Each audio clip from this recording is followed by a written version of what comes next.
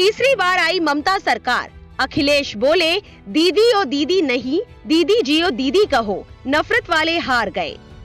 जैसा कि आप जानते हैं, जिस पश्चिम बंगाल चुनाव के नाम पर भारतीय जनता पार्टी, चुनाव आयोग और मीडिया ने देश को महामारी की भारी मुसीबत में डाल दिया, अब उसी पश्चिम बंगाल में भाजपा हार रही है।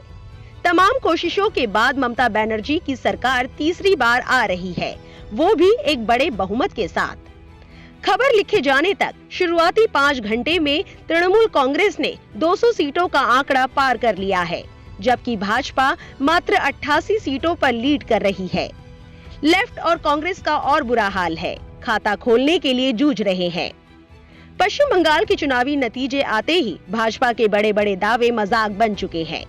दूसरी तरफ तृणमूल कांग्रेस को जीत की शुभकामनाएं मिलनी शुरू हो गई है।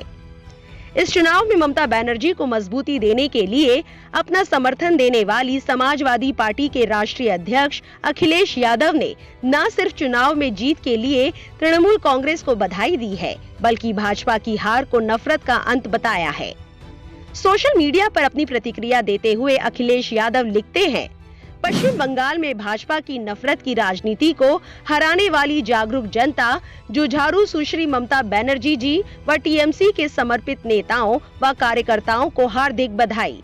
ये भाजपाइयों के एक महिला पर किए गए अपमानजनक कटाक्ष दीदी ओ दीदी का जनता द्वारा दिया गया मुंह तोड़ जवाब है। दीदी जी ओ दीदी। गौरतलब है कि पश्चिम बंगाल चुनाव शुरू होने से पहले ही समाजवादी पार्टी के राष्ट्रीय अध्यक्ष ने घोषणा की थी कि वो पश्चिम बंगाल में चुनाव न लड़कर तृणमूल कांग्रेस को समर्थन देंगे।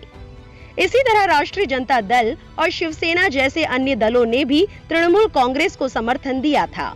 हालांकि वाम दलों ने और कांग्रेस ने अलग चुनाव लड़ा, मगर न वो जीतने की स्थिति में दिखे और न ही कोई असर डालने की स्थिति में।